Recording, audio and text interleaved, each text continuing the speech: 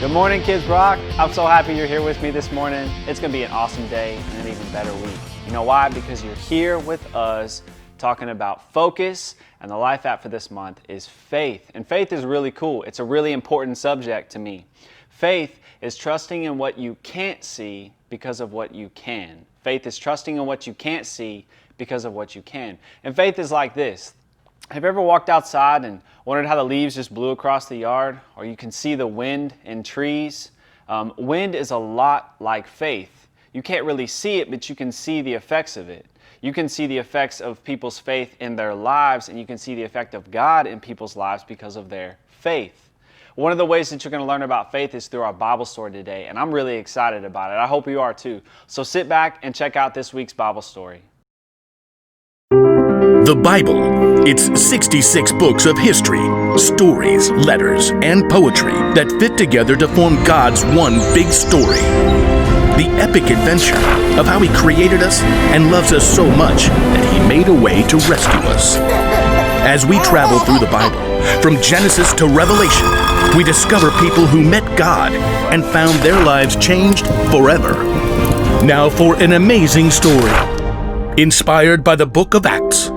Chapter 9, verses 1 through 9. If anyone was set up for the good life, it was Saul of Tarsus. Greetings.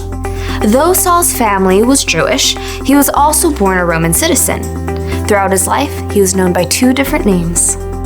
You may call me Saul or Paul. As a young man, Saul was sent to Jerusalem to study with the famous Rabbi Gamaliel. Let's see.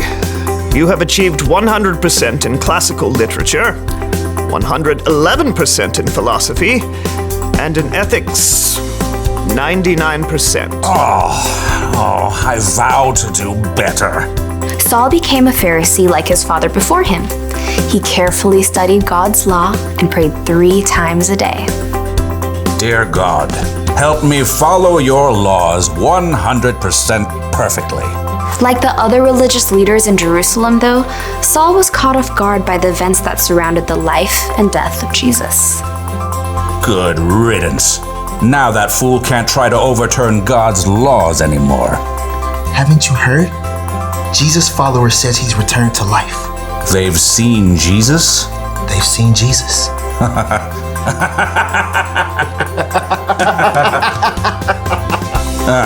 Those riffraff will slink away soon enough.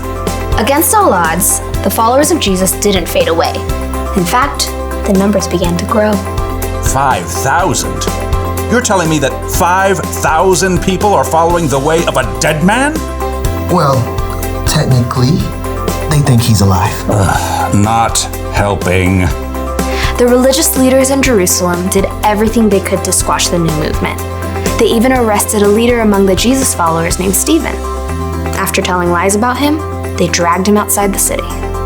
This man is a disgrace.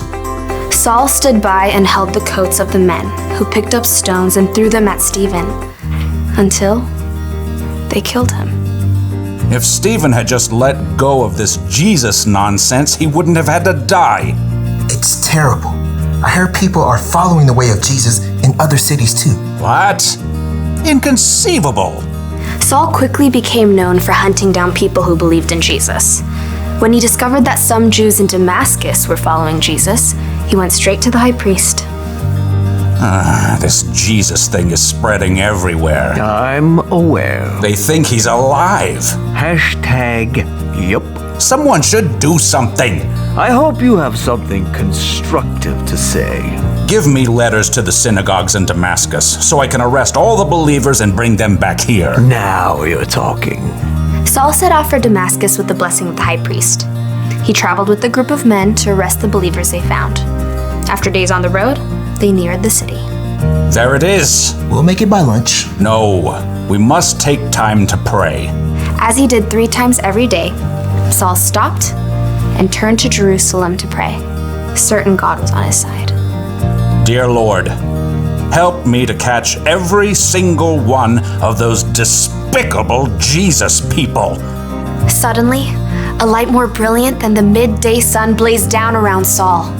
He staggered, fell to the ground, squeezing his eyes shut against the glare. Saul, Saul, why are you opposing me? Saul gasped. It felt as though the whole earth shifted beneath him. Who are you, Lord? I am Jesus. I am the one you are opposing.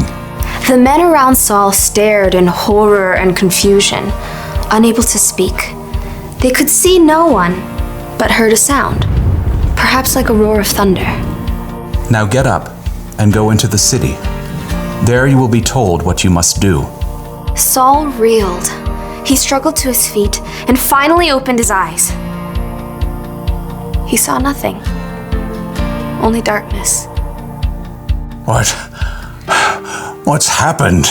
You tell us. We saw the light, and you fell, and this sound, and then you said... I can't see. What? I can't see. I've been blinded. That's not good. Here, take my hand. Saul grasped the man's hand and shuffled a few steps forward. Who are you talking to?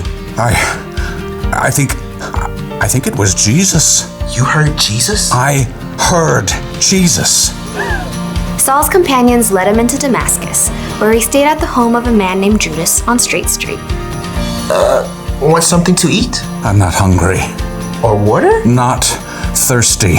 For 3 days, Saul wrestled with himself and God.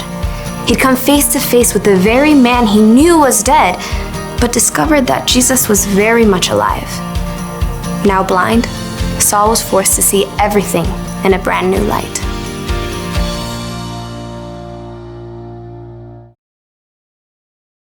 Man, what an incredible story. We got to see how God helped Saul see things differently. And one of the ways that you can understand that Bible story is by understanding the bottom line on today. And it's this right here.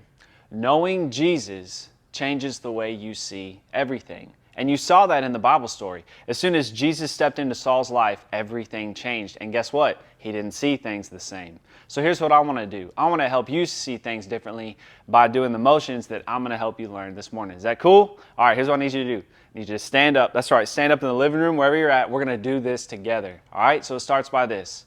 Knowing, with your mind, so we're knowing Jesus from the Word, and it changes, like we're in a washer and dryer because it's changing everything, changes the way you see everything. Pretty easy, right? Let's do it one more time. I'll go a little bit slower. Knowing Jesus changes the way you see everything. That's what we saw this morning. Now, one of the ways that you're going to take this a little bit deeper is our Bible verse. Now, check this out. Faith is being sure of what we hope for. It is being sure of what we do not see. I'll say that one more time. Faith is being sure of what we hope for. It is being sure of what we do not see. Now, in this season, we've got a little bit of extra time. A little bit extra time to focus and a little bit of extra time to think about our faith. And that's what I want you to do. Take some time this morning. Maybe go outside and kind of watch the wind, feel the wind, and think about your faith. You can do that. We love you. We miss you. Hope that your faith is growing, and we hope that Jesus changes the way you see everything this morning. We love you, and we'll see you next time at Kids Rock. See ya.